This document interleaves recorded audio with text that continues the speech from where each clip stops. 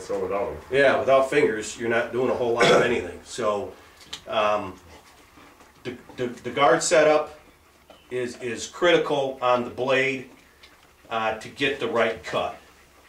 So we're going to move into the next part. We got the blades done, so I'm going to get these out of the way.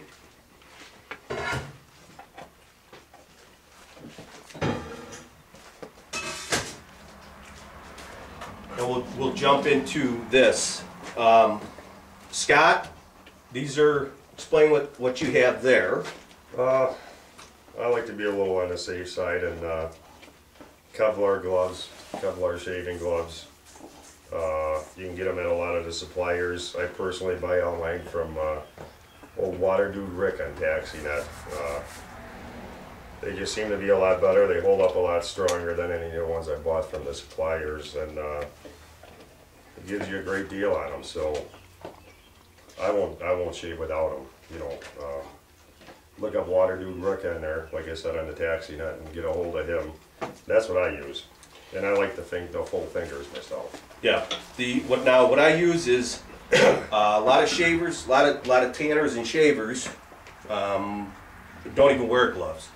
The acid and the salts tear the daylights out of my hands, and I don't like to not wear any kind of hand covering if you're shaving for 6 or 7 hours a day. I use a soft, this is just a regular cotton knit glove that you could buy at any box store or Farm and Fleet. And what I do is I just put these on. And what they do is they help give me a little cushion in the fingertips. You can see a couple holes. And then what I'll do is I'll cover that with just a regular glove, a regular latex glove. And what this does is it protects my hands from the chemicals, gives me some softness to cushion my fingertips, and it also absorbs the sweat that a lot of us get when wearing just rubber gloves. This also gives me probably about a micro tenth of a second to get my fingers out of the way if I do happen to hit the blade. Once again, this is all personal preference stuff. If this is what works for you, go with it. And just in case, I'm going to get the first aid. Yeah, you never know. Last time I was here, I got nipped by Scott's machine. So what we're going to do is we're going to get in. Next thing is we're going to get into setup. Scott is just a little bit shorter than me, so Scott feels comfortable at this height. Scott, go ahead and get up to the machine and kind of. Well, my basis suppose is I kind of get up and I lean against the machine. Sometimes I'll sit on a bar stool and. A bar stool. But it's comfortable for me. You didn't hear that here. This is yeah. I'm short. Yeah, short and old.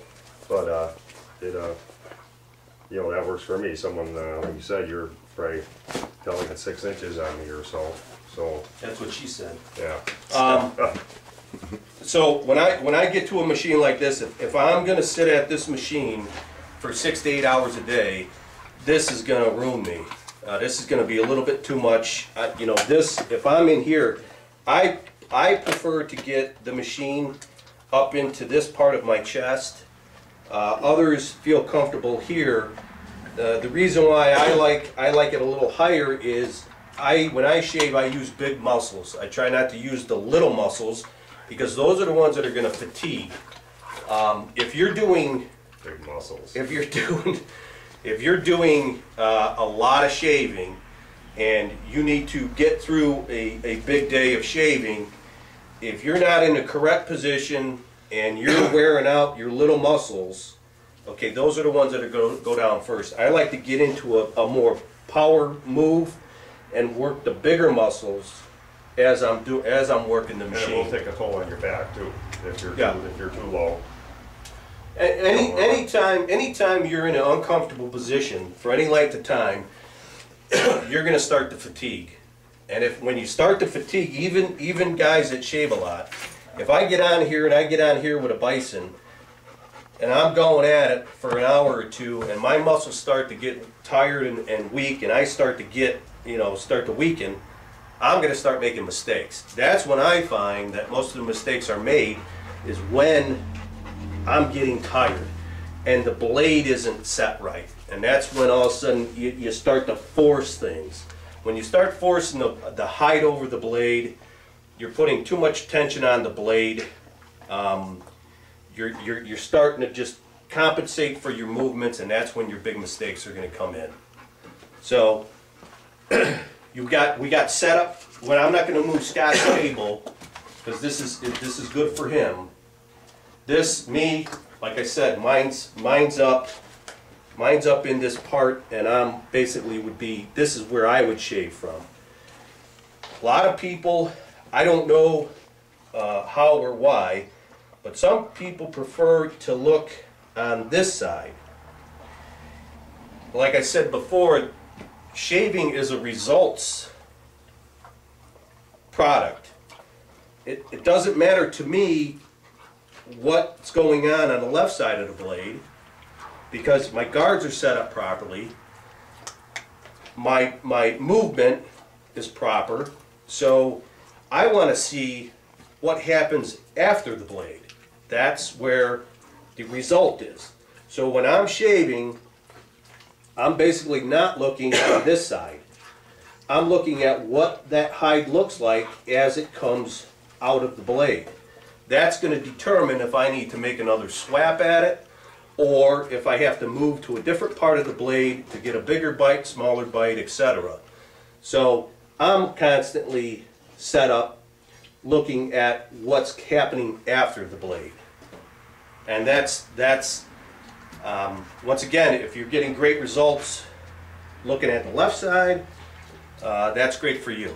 There's some guys that, believe it or not, stand in front of the machine. How that works, I could picture that. I don't know. But to each their own. Once again, it's if you're getting the results, Right. then that's all that really Get the matters. job done, that's number one. Right. So when we first came in here, I looked at Scott's machine, and I looked at some of the product that Scott was kicking out of his machine, and that's what kind of made me look at his machine. He was coming up. Some of his shavings were basically potato chip size shavings, and I asked him, "Is that normal? Is that something that is a normal instance for you?" He said, "Yeah, basically that's what it is." Then I said, "Well, let me take a look at your machine. Let me take a look at your guards. Let me look at how you go about shaving." And that's when we got into my suggestions for adjusting his guards, different hand position, and then also stealing the blade. And that's what led us to the shaving 101. After a few minutes, it was still working, but I was working harder than I should have been working.